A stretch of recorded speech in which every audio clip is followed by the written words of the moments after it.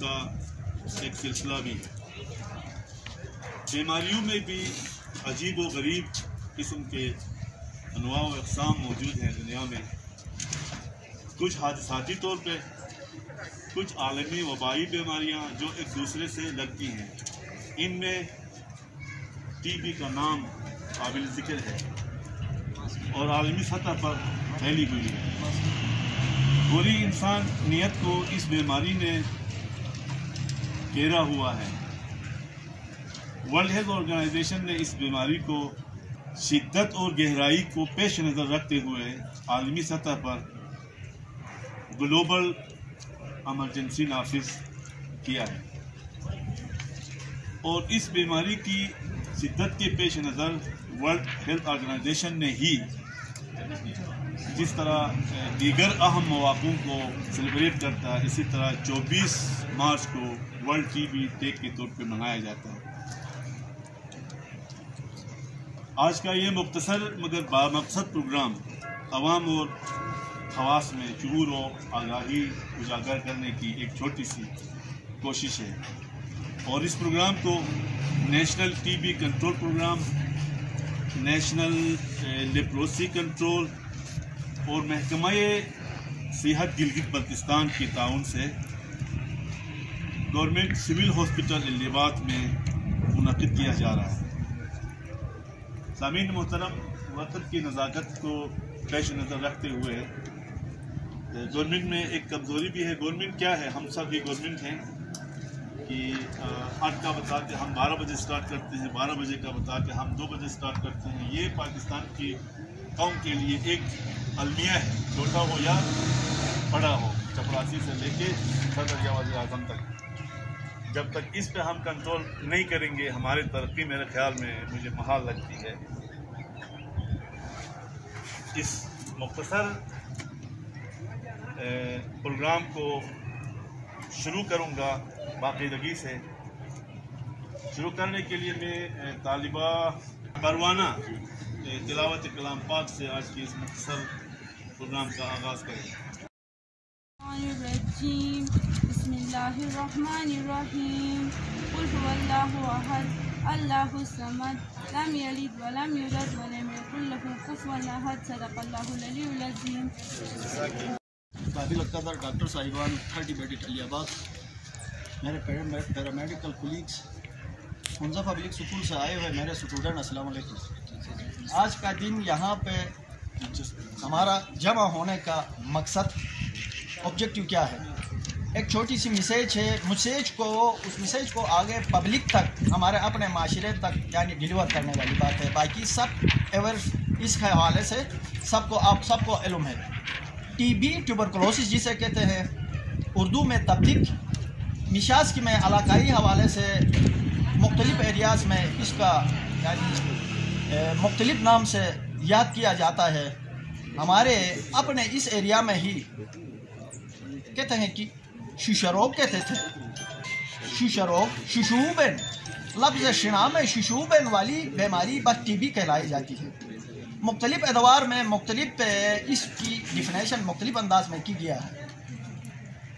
कभी किस नाम से इसको पुकारा गया है, कभी किस नाम से। थिएसिस का नाम, कंजम्पशन की नाम 1700 सेंचुरी से पहले इसके मुख्तलिफ नाम थे, लेकिन 24 मार्च 1882 में एक नॉर्वेजियन साइंसदान जिसने इस जरासीम को डिटेक्ट किया, जिसका नाम था रॉबर्ट कॉक। मेरे डॉक्टर साहिबान से माजरत के साथ मैं स्टूडेंट की नॉलेज के हवाले से बात करता हूँ। इसको कॉक भी कहते हैं, टीबी को कॉक की बीमारी, KOCH कॉक। उस साइंसदान के नाम से रॉबर्ट कॉक नाम था।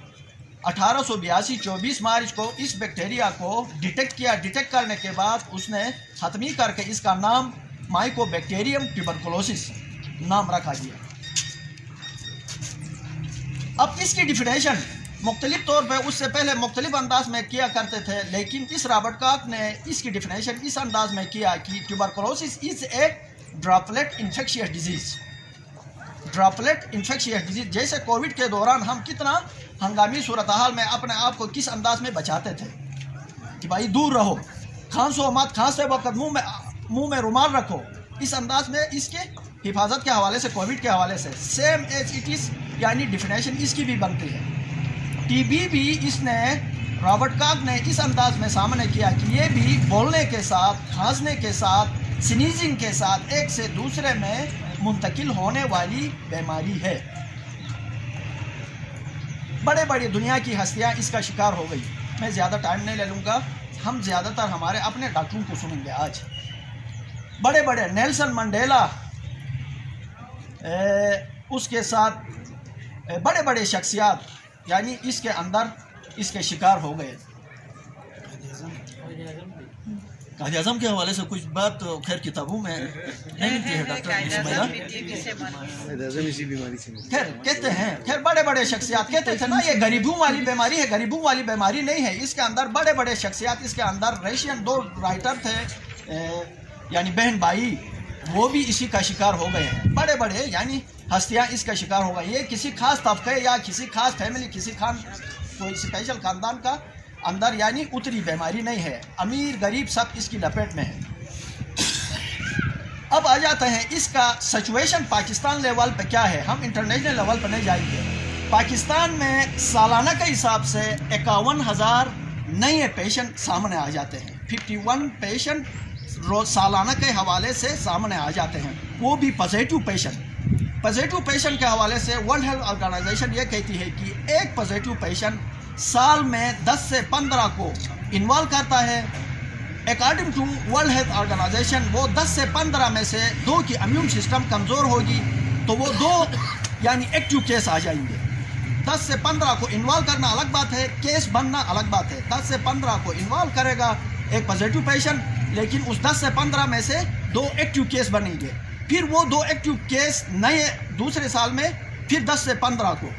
तो अपना इलाज यानी कराने से पहले हमारे पास अभी तक जो भी मरीज आया है, डीडी कहते हैं यानी WHO एक टर्मिनोलॉजी है, डीडी डिले डायग्नोस। हम सब का यहाँ पे जमा होने का मकसद भी ये है, ये डिले डायग्नोसिस को हमने शॉर्ट करना है। डिले डायग्नोसिस यानी 4 से 6 हफ्ते से ज़्यादा पुराना न जाए। यानी आप लोगों के जहन में होना चाहिए कफ मोर देन 2 वीक्स से ऊपर गया तो फौरन किसी को भी, किसी हमसायगिरी लेवल पे, घर लेवल पे, अपने माशरे लेवल पे, दफ्तरी लेवल पे, जहाँ कहीं भी है फौरन डॉक्टर का यानी डायरेक्शन देना है, आप जाके अपना चेकअप कराइए। तो ये डीडी जो है इसको लिमिट को, इस पीरियड को हमने शॉर्ट करना है। हम सब का जमा होने का मकसद इस तरह से जाके इस बीमारी पे हम काबू पा सकते हैं। Delay diagnosis, DD means delay diagnosis. तो इसके साथ यानी सालाना पाकिस्तान में 51,000 नए पॉजिटिव पेशेंट सामने आते हैं। मोर्टेलिटी रेशो शरह अमवात के हवाले से क्या कहती है WHO, पाकिस्तान में इस वक्त 69,000 मोर्टेलिटी रेशो है। अब देखो सालाना 51 सामने आ जाते हैं, वो 51 दूसरे नेक्स्ट ईयर 51 हो गया तो लाख की आबादी होगी। लाख की आबादी से तकरीबन 70,000 मर जाते हैं। लाख के पेशेंट में से 70,000 चले जाते हैं। ये सारी की सारी MDR मल्टी ड्रग रेसिस्टेंट कहते हैं। डॉक्टर सुमेरा का टॉपिक है। बहरहाल 15,000 नए सालाना मज़ाहमती TB जो लाइलाज ही समझ लो, तकरीबन सेकंड लाइन ट्रीटमेंट यहाँ से निकालने के बाद पिंडी भेजना पड़ता है, स्पेशल सैनिटोरियम में रखना पड़ता है 6 महीना साल तक। फिर उसके बाद बड़ी मुश्किल से वो कवर होता है। वो फिर माशरे के लिए, हमारे लिए अजाब है। WHO वर्ल्ड हेल्थ ऑर्गेनाइजेशन ने इसका इंसिडेंट रेट यानी कितनी आबादी में कितने पेशेंट होना चाहिए वो फिगर भी हमारे दरमियान दिया गया है। 1 लाख पॉपुलेशन के अंदर 270 पेशेंट पॉजिटिव पेशेंट हैं। 270, 1 लाख की आबादी के अंदर 270 पेशेंट हैं। लेकिन अभी निकालने वाली बात है वो मेरा और आपका काम है, हम सब का। चाहे मस्जिद का मौलाना हो, मुखी हो, जमात खाने का टीचर हो, स्कूल का टीचर, स्टूडेंट हो, डॉक्टर हो, पैरामेडिकल हो, सबका अपना रोल इस बीमारी के अंदर यानी होना चाहिए। वो पेशेंट 24 है, 24 पेशेंट इस वक्त भी दवाई ले रहे हैं। हालांकि अच्छी अंदाज में, जिस अंदाज में अकॉर्डिंग टू WHO प्रोटोकॉल काम होना चाहिए उस अंदाज में थोड़ी सी सुस्ती भी है, गफलत भी है। तो उसके बावजूद भी यानी 24 पेशेंट अंडर ट्रीटमेंट इस वक्त दवाई ले रहे हैं। तो दवाई लेने का तरीका, इस मरीज़ की तशख़ीस होने के बाद ये सेंटर बोर्ड पीछे लगा हुआ है आपके सामने, तो 2-3 NGOs गवर्नमेंट ऑफ पाकिस्तान के साथ मिलकर काम कर रही है। डॉक्टर की तशख़ीस हो गई, तशख़ीस होने के बाद दवाई फ्री में, बगैर चार्ज का फ्री में उसके घर की दहलीज तक पहुंचाई जाती है। उसके घर की फिर कॉन्टेक्ट स्क्रीनिंग होती है। यानी उस अंदाज में ये प्रोग्राम की पॉलिसी है, इस अंदाज में हम सिलसिला चलाते हैं। सबसे पहले तो मुझे ये बताएं कि टीबी जो है ये किस चीज़ की बीमारी है, जिस्म के किस हिस्से को ज़्यादा मुतासिर करती है, मुझे बता सकते हैं कोई? पता है, देखो हाथ खड़ा करो किसी को। जिस्म के किस ऑर्गन को ज़्यादा मैंने थोड़ा सा हिंट भी दिया है। वेरी गुड, ठीक है। तो मुझे एक बच्चे ने बताया, आपका नाम क्या है? इजहार ने मुझे बताया है कि टीबी जो है वो लंग्स की बीमारी है। तो क्या आप में से मुझे कोई ये बता सकता है कि टीबी लंग्स के अलावा और कहीं हो सकती है जिस्म में? ठीक है, तो मेरा मकसद ये सवाल पूछने का और आप में आगाही जो है ना पैदा करने का था कि टीबी जो है पूरे जिस्म की हो सकती है। ठीक है, ये जो आमतौर पे हम कहते हैं कि एक बंदा अगर खांस रहा है, उसको बुखार है, तो ज़रूरी नहीं है कि वो खांसते हुए आपके पास आए। ठीक है, टीबी ज़रूरी नहीं है कि मरीज़ आपके पास खांसते हुए आए, उसको टीबी स्किन की भी हो सकती है, आँख की टीबी भी होती है, ठीक है, दिमाग की टीबी भी होती है, आंतों की टीबी भी होती है, जिसको पेट की टीबी कहते हैं या आंतों की टीबी कहते हैं, हड्डियों की टीबी भी होती है। ठीक है, हड्डियों की टीबी होती है, और हड्डियों की टीबी जो है वो सबसे ख़तरनाक इसलिए होती है, उस वजह से इंसान जो है पूरी ज़िंदगी के लिए मफलूज हो सकता है। चलने फिरने से वो चलने फिरने के काबिल नहीं रहता। तो इन सब बातों का मकसद ये था कि आप लोगों को ये पता हो कि टीबी किस हद तक शिद्दत अख्तियार कर सकती है। अब आते हैं हम कि किस के अंदर हमें टीबी का शक जो है वो जाहिर करना चाहिए। ठीक है, हम अब यहाँ पे तकरीबन 30-40 लोग बैठे हुए हैं, तो क्या हम सबको टीबी का टेस्ट कराना चाहिए? नहीं। ठीक है, टीबी का टेस्ट सबसे पहले हम अस्पताल के अंदर डॉक्टर या स्टाफ जो है ना, हमारा इनकाउंटर पेशेंट के साथ होता है। पेशेंट हमारे पास आते हैं, पेशेंट कहते हैं कि मुझे खांसी है, सबसे कॉमन बुखार है, इसके अलावा पेशेंट ये कहते हैं कि मेरा वज़न कम हो रहा है। ठीक है, मेरा वज़न नहीं बढ़ रहा, रात को मुझे बुखार आता है और पसीनों के साथ आता है, तेज़ पसीने आते हैं, बुखार आता है और मेरा वज़न कम हो रहा है। और ये मसला डॉक्टर साहिबा मेरा 1 महीने से चल रहा है, 2 महीने से चल रहा है, 6 महीने से चल रहा है, कभी कभी साल से ये मसला चल रहा है। मैंने एंटीबायोटिक्स का कोर्स तकरीबन 3-4 दफ़ा कर चुके हैं, तो ठीक नहीं हो रहा। तो अक्सर ये कहता है, हमारे पास आते हैं, हम वहाँ पे शक जाहिर करते हैं कि इस मरीज़ के अंदर टीबी का टेस्ट कराना चाहिए। लेकिन सिर्फ ये नहीं, हस्पताल के अंदर जो मरीज़ एडमिट होते हैं, सिर्फ यहाँ पे नहीं, आपके कोई रिश्तेदार अगर डाउन साइड पे जाएं, पिंडी, इस्लामाबाद, लाहौर या कराची में, वहाँ पे जब डॉक्टर आपसे कहते हैं कि हमें लग रहा है कि आपके मरीज़ को टीबी है, जबकि आप उसे किसी और मर्ज़ के लिए लेके गए थे, ठीक है, तो उसमें हम लोग डर जाते हैं कि हम कहते हैं नहीं भाई ऐसा नहीं हो सकता, हम तो किसी और मसले से लेके आए थे, हम तो इनको टाइफाइड के लिए लेके आए थे, या हम इनको किसी और शुगर की बीमारी या ब्लड प्रेशर या दिल की बीमारी की वजह से लेके आए थे, आप क्यों इनको टीबी सस्पेक्ट कर रहे हैं? तो बिल्कुल ऐसा हो सकता है कि एक मरीज़ को एक मर्ज़ के साथ टीबी, यानी कि 2 चीज़ें एक साथ हो सकती हैं, ठीक है, और टीबी की वजह से वो दूसरा मर्ज़ जो है वो और ज़्यादा शिद्दत अख्तियार कर जाता है। उस वक्त जो है मरीज़ के अंदर टीबी का टेस्ट कराया जाता है। तो ये तो हो गई बातें कि किन मरीज़ों के अंदर हम लोग टेस्ट कराते हैं या किन मरीज़ों में शक और शुबा ज़ाहिर किया जाता है। तो मैंने 3 चीज़ें बताई, एक मरीज़ जिसका वज़न ना बढ़ रहा हो, एक मरीज़ जिसको बुखार आता हो, रात को आता हो, पसीने के साथ आता हो, एक मरीज़ जिसको भूख ना लग रही हो, खाना ना खा रहा हो, ठीक है, और खांसी इसमें सबसे ज़्यादा कॉमन है, लेकिन दूसरी चीज़ों के साथ भी हो सकता है। मेरे पास एक यंग फीमेल आई थी, पेशेंट बिल्कुल तकरीबन 25 साल की उम्र होगी, तो आमतौर पे कम शक जाता है कि 25 साल की बिल्कुल सेहतमंद जो है इंसान के अंदर शक करना, हम कहते हैं कि इनके अंदर टीबी नहीं हो सकती। वो मरीज़ मेरे पास 3 दिन के कमर के दर्द के साथ आई थी। 3 दिन के कमर के दर्द वो इतना ज़्यादा शिद्दत अख्तियार कर गया कि वो 3 दिन के अंदर बिल्कुल मफलूज हो गए। तब जब हमने उनका MRI कराया कमर का, उसके अंदर हमें पता चला कि उनको कमर की रीढ़ की हड्डी की TB थी। तो यानी ये इतना ज़्यादा शिद्दत अख्तियार कर सकता है। इसी तरह से मरीज़ हमारे पास झटकों के साथ आया। उनको बुखार था पिछले कई महीनों से, उनको झटके पड़ रहे थे, और जब हमने उनका टेस्ट कराया तो पता चला उनके अंदर दिमाग की TB थी। ठीक है, अब आते हैं हम कि TB के कौन कौन से टेस्ट कराए जाते हैं, कैसे कराए जाते हैं। तो इसके लिए एक सिंपल सा रूल, स्टाफ के लिए भी, सब के लिए यहाँ पे एक सिंपल सा रूल याद रखें, जहाँ की TB वहाँ का टेस्ट, जहाँ की TB वहाँ का टेस्ट। दिमाग की TB है तो कमर से रीढ़ की हड्डी का पानी निकाला जाता है, उसको कहते हैं CSF जो है ना, पंक्चर करके रीढ़ की हड्डी में से पानी निकाल के उसका टेस्ट किया जाता है। ये अवेयरनेस आपके लिए इसलिए ज़रूरी है, हो सकता है ये टेस्ट यहाँ पे कोई ना कराता हो, लेकिन अल्लाह ना करे आप में से या मेरा कोई रिश्तेदार डाउन साइड पे जाते हैं, कराची जाते हैं, वहाँ पे जब कमर से रीढ़ की हड्डी के पानी का टेस्ट की बात की जाती है तो घबरा के फ़ौरन मरीज़ को अस्पताल से लेके चले जाते हैं, पता नहीं शायद कोई बहुत बड़ा टेस्ट है। ये एक सिंपल सा टेस्ट है, बेड साइड पे होता है।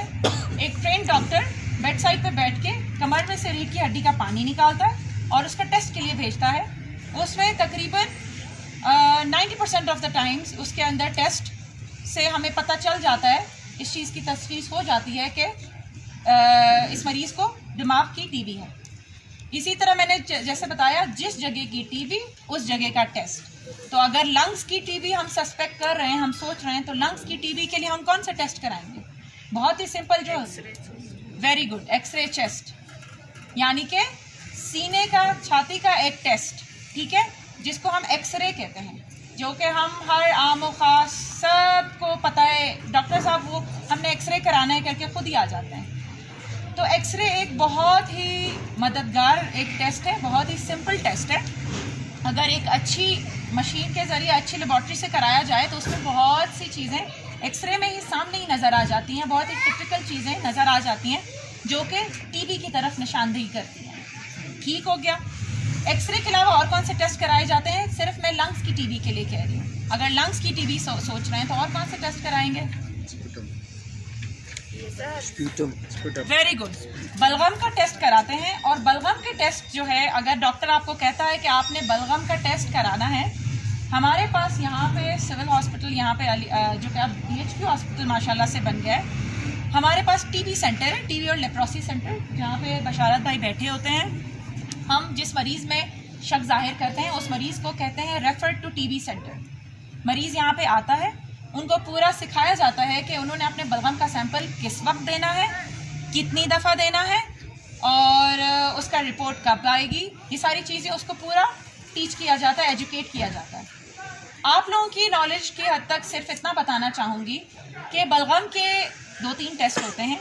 एक तो AFB स्मेयर, एक होता है कल्चर और एक होता है जीन एक्सपर्ट। ठीक है, हर टेस्ट का मुख्तलिफ टाइम पीरियड है जिसमें इसकी रिपोर्ट आती है। स्मेयर जो है ना, वो उसी वक्त आपने बलगम का सैंपल लिया, माइक्रोस्कोप के नीचे देखा और उसमें जरासीम अगर है तो नज़र आ गया, वो उसी वक्त पता चल जाता है।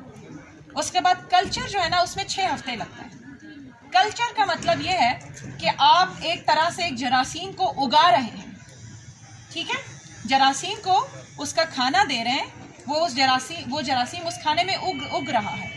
उस जरासीम को जैसे आप बीज बोते हैं तो उसको टाइम लगता है, इसी तरह उस जरासीम को उगने में 6 हफ्ते लगते हैं। माइकोबैक्टीरियम ट्यूबरकुलोसिस की ये खासियत है कि 6 हफ्तों में वो कल्चर हमारे पास रिपोर्ट आ जाती है।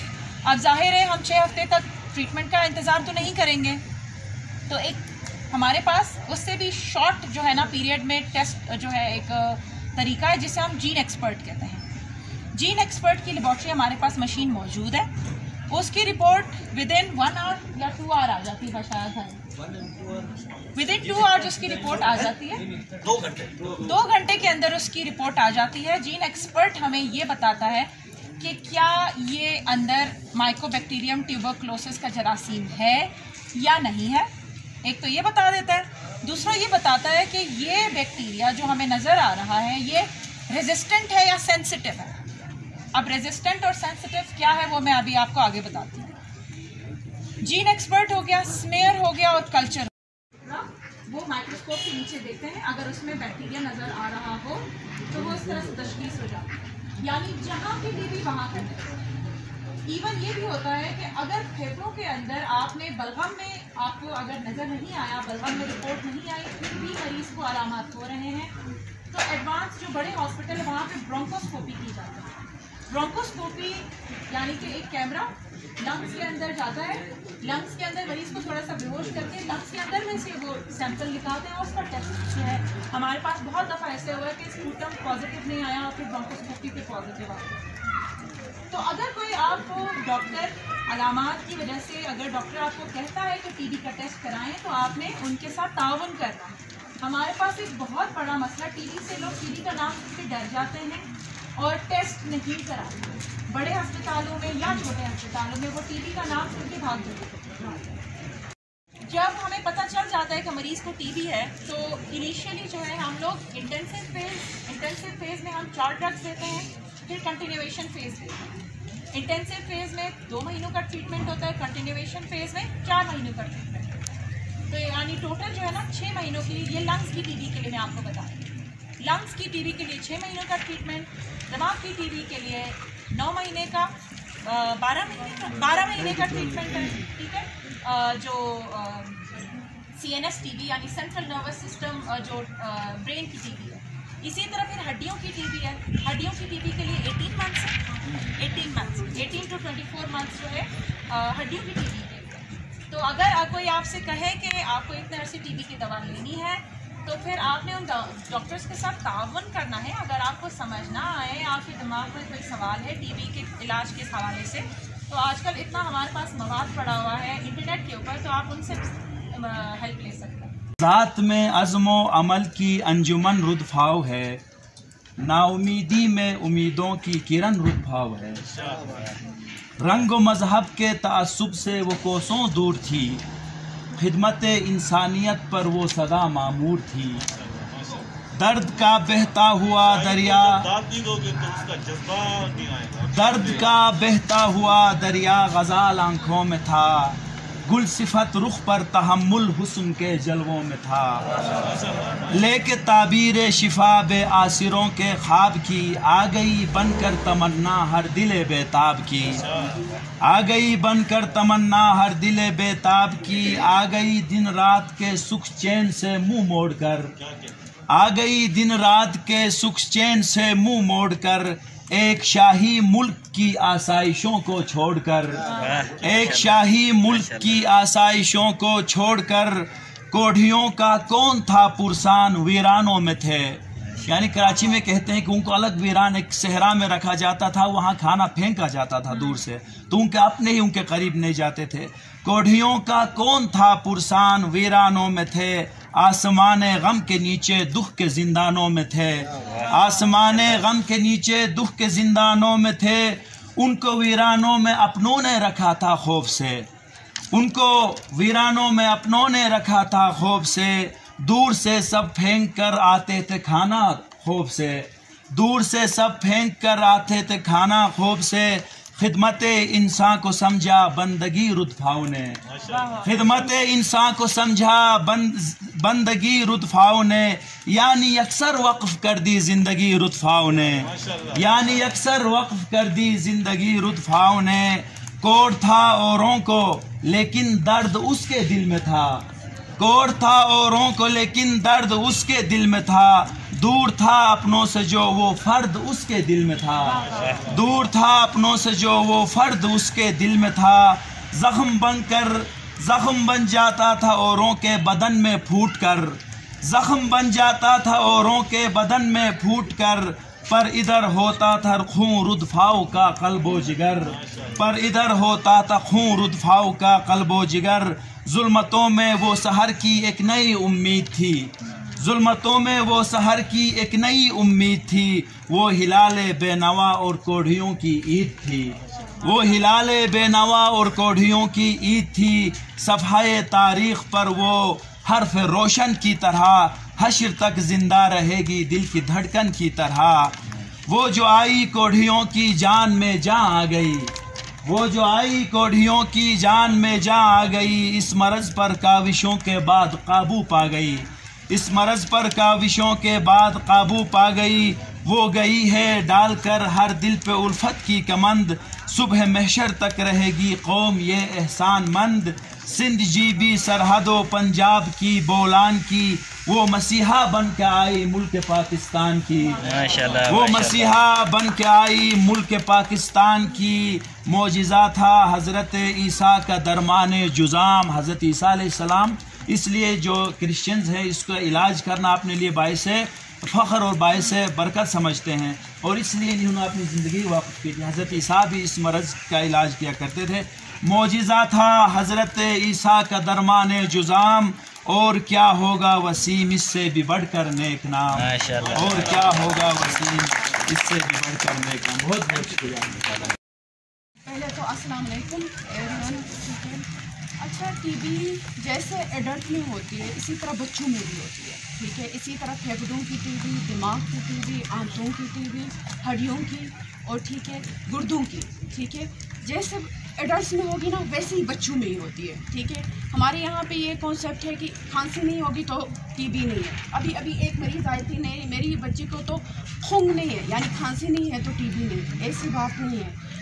जिस तरह बड़ों में इलामात होते हैं, जैसे वज़न का नहीं बढ़ना, ठीक है, पसीने आना, खाना खाने के दिल नहीं करना, ठीक है, जैसे दिमाग की टीबी हो तो उनको झटके लगेंगे, ठीक है, उनके जो होंगे आदात बिल्कुल वो हो जाएंगे, बिल्कुल सोए रहेंगे। ठीक है, इसी तरह जैसे एडल्ट में होती है ना वैसी बच्चों में होती है। ठीक है, एक मुख्तलिफ किस्म यह है कि पेरीनेटल टीबी, कंजेनिटल टीबी कहते हैं। जैसे माँ को टीबी हो गया तो फिर उसके बच्चे को टीबी हो गया। ठीक है, इसलिए माँ को अगर तशख़ीस है, उसका वज़न नहीं बढ़ रहा, उसको बुखार आता है, ठीक है, थोड़ा थोड़ा सा बुखार रहता है और साथ में पसीने आते हैं, तो फिर ये होता है जैसे ही बच्चा पैदा होता है ना तो फिर माँ और बच्चे को अलग किया जाता है। ठीक है, जब तक माँ का तशख़ीस ना हो फिर माँ के अंदर टेस्ट करेंगे, एक्सरे करेंगे, उसका स्पूटम जो बलगम या थूक का टेस्ट होता है, ठीक है, वो टेस्ट करेंगे। ठीक है, माँ का